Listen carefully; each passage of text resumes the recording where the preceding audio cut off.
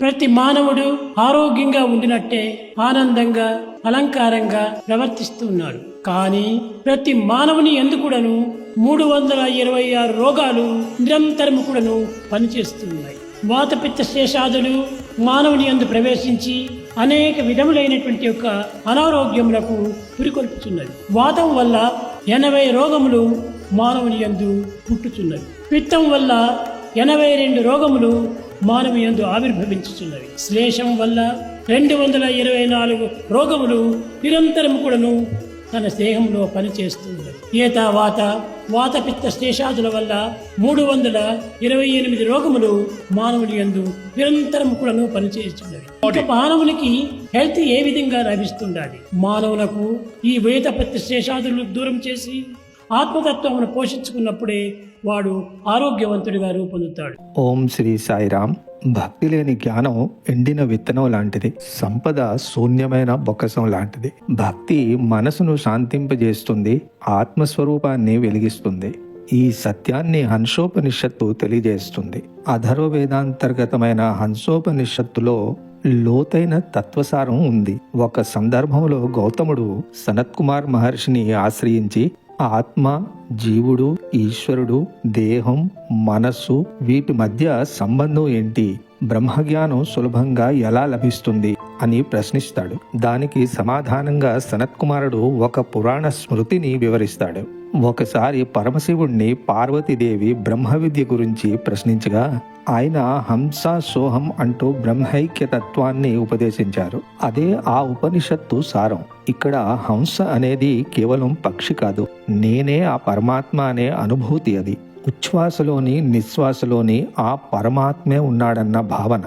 ఒక రోజులో సుమారు 21,600 శ్వాసలతో అజపా గాయత్రిని మనం వల్లిస్తూనే ఉంటాం. ఈ శ్వాసని ఈశ్వరుడికి సమర్పించడం యోగ మార్గం. అదే భక్తి మార్గం. నువ్వుల్లో నూనె దాగి ఉన్నట్లే, కట్టెల్లో అగ్ని ఉన్నట్లే, అదేవిధంగా పాలల్లో వెన్న ఉన్నట్లే మనందరి హృదయాలలో పరమాత్మ అంతర్యామిగా ఉన్నాడు.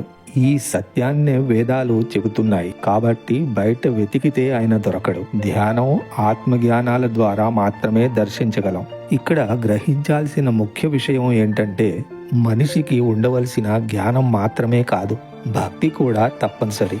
గురుభక్తి, దైవభక్తి లేకుండా ఆత్మ సాక్షాత్కారం జరగదు. మనం ఎంత విద్య, సంపద, శక్తి సంపాదించినా మన లోపల ఉన్న పరమాత్మను గుర్తించలేకపోతే జీవితం అసంపూర్ణమే.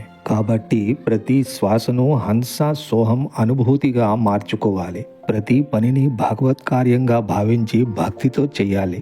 ఈ తత్వం ఈనాటి సమాజానికి గొప్ప సందేశాన్ని అందిస్తుంది. మనం ఎన్ని విభిన్న గుర్తింపులతో జీవిస్తున్నప్పటికీ నేనే పరమాత్మ అని తెలుసుకుంటే ద్వేషం, అసూయ, అహంకారం తొలగిపోతాయి. అందరూ ఒకే పరమహంస స్వరూపమని గుర్తించినప్పుడు భక్తి, జ్ఞానం సమన్వయం అవుతాయి.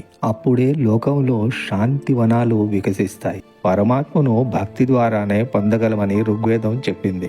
విశ్వమంతటా వ్యాపించిన ఆ పరమ పదాన్ని భక్తితోనే చేరుకోగలమని యజుర్వేదం చెబుతుంది. భక్తి ద్వారా జగత్తంతా ఒకే గృహమనిపిస్తుందని శ్రీకృష్ణుడు గీతలో స్పష్టంగా చెప్పాడు. భక్తి అనగా కేవలం ఆలయ పూజకే పరిమితం కాదు. సత్యనిష్ట, సేవ, సత్సంగం, నిష్కామ కర్మలతో పాటు ధర్మనిష్ట రూపంలోనూ వ్యక్తమవుతుంది. అలాంటి భక్తియే హృదయాన్ని శుభ్రపరుస్తుంది, జ్ఞానాన్ని పెంచుతుంది. గీతావాత హంసోపనిషత్తు మనకు నేర్పేది ఏంటంటే భక్తి లేకుండా జ్ఞానం వృధా, జ్ఞానం లేకుండా భక్తి అరుదు. రెండూ కలిసినప్పుడే జీవితం పరిపూర్ణమై అంతర్యామి సాక్షాత్కారం సాధ్యమవుతుంది. ఓం శ్రీ సాయిరామ్. ఎప్పుడైనా మనం ఈ విషయం గమనించామా? మంత్రజపం కోసం సమయం కేటాయించకుండా నిర్ధారించిన సంఖ్యానుసారంగా చేస్తాము. ఎందుకు ప్రాచీన కాలం నుంచి మన పెద్దవాళ్ళు జపం చేయాలంటే కనీసం 108 సార్లు చేయాలని చెప్పారు. ఆ 108 వెనక ఉన్న రహస్యాన్ని ఈరోజు తెలుసుకుందాము. మొట్టమొదటిగా బ్రహ్మాండం కోసం తెలుసుకుందాము. శాస్త్రానుసారంగా మన బ్రహ్మాండంలో 27 నక్షత్రాలు ఉన్నాయి. ప్రతి నక్షత్రానికి 4 పాదములున్నాయి. అందుకే 27 నక్షత్రాలు, వాటి పాదములు, వీటన్నిటినీ గుణిస్తే వచ్చే సంఖ్యే 108. ఈ విధంగా దీని అర్థం ఏంటంటే బ్రహ్మాండం అంతటినీ ఈ సంఖ్య 108 ప్రాతినిధిత్యం వహిస్తుంది. అందుకే మనం 108 సార్లు ఏ మంత్రం మంత్రాన్నైనా జపించిన మన అంతరాత్మ యొక్క యాత్ర బ్రహ్మాండంతో ఏకీకృతం అవుతుంది. ఇప్పుడు ధ్యానం, మన శరీరం, వీటి కోసం తెలుసుకుందాం. మన శరీరంలో ఉన్న 108 నాడీలు మన హృదయ చక్రం దగ్గరే కలుస్తాయట. అనగా మన హృదయమే చైతన్యం, ప్రేమకి కేంద్రం. ఆయుర్వేదంలో కూడా ఏం చెప్పబడిందంటే మానవ శరీరంలో 108 మర్మస్థానాలు ఉంటాయట. వాటి మీద సరైన ఒత్తిడి పడినప్పుడే మానవుడు దీర్ఘకాలిక ఆరోగ్యం కలిగి మనశ్శాంతిని పొందుతాడు.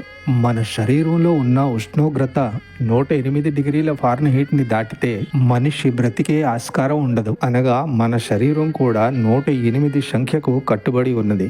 అదే విధంగా మన భూమి నుంచి సూర్యుడి యొక్క దూరం సూర్యుడు ఆకారానికి 108 రెట్లు ఉంది. భూమి నుంచి చంద్రుడి యొక్క దూరం కూడా చంద్రుని యొక్క ఆకారానికి 108 రెట్లు ఉంది. ఇది ఏ విధంగా ఆలోచించినా కోఇన్సిడెన్స్ కాదు. ఇది పరిపూర్ణంగా కాస్మిక్ క్యాలిక్యులేషన్, అనగా అంతరిక్షం యొక్క గణన. శాస్త్రం గురించి చెప్పుకుంటే మనకి 108 ఉపనిషదులు ఉన్నాయి. అదే విధంగా మహాశివుడి యొక్క తాండవ భంగిములు 108 ఉన్నాయి. మన దేశంలో శక్తి పీఠాలు కూడా 108 ఉన్నాయి. అదే విధంగా శ్రీ మహావిష్ణువుకి 108 దివ్య ప్రవాహాలు ఉన్నాయి. ఈ సంఖ్య కేవలం ధర్మానికి సంబంధించిందే కాదు. ఈ సంఖ్య ప్రేమకి, శక్తికి, ఆధ్యాత్మికతకి ముడిపడి ఉన్నది. బౌద్ధ ధర్మంలో కూడా ఏం చెప్పబడిందంటే మనిషి శరీరంలో కూడా కామంతో కూడిన సాంసారిక లక్షణాలు కూడా 108 ఉన్నాయి. వాటిని జయిస్తేనే మోక్షం ప్రాప్తిస్తుందట. అదే విధంగా జపాన్లో నూతన సంవత్సరం వచ్చేటప్పుడు 108 సార్లు గుడిలో గంట కొట్టడం రివాజుగా వస్తుంది. అలాగ చేయడం వల్ల నూతన సంవత్సరం ఎంతో బాగుంటుందట. భాషా విజ్ఞానానికి వస్తే 108 సంఖ్యని సంస్కృతంలో హర్షద్ సంఖ్యగా చెప్పబడింది. హర్ష అనగా ఆనందం, ద అనగా ఇచ్చేది అని, అంటే ఆనందాన్ని ఇచ్చే సంఖ్య అని చెప్పబడింది. అందుకే భగవంతునికి నిత్య పూజలు చేసేటప్పుడు భగవంతుని అష్టోత్తర శతనామావళిలో 108 మంత్రాలు చదువుతాము. చివరిగా ఒక్క మాట, 108ని కూడిస్తే వచ్చే ఒకే ఒక సంఖ్య 9. ఈ సంఖ్య ఆధ్యాత్మిక సంఖ్యగా చెప్పబడింది. 108 కేవలం ఒక సంఖ్య కాదు. ఇది ధ్యానం, జ్ఞానం, బ్రహ్మాండం యొక్క కలయిక అని గుర్తుంచుకోవాలి. జై సాయిరామ్.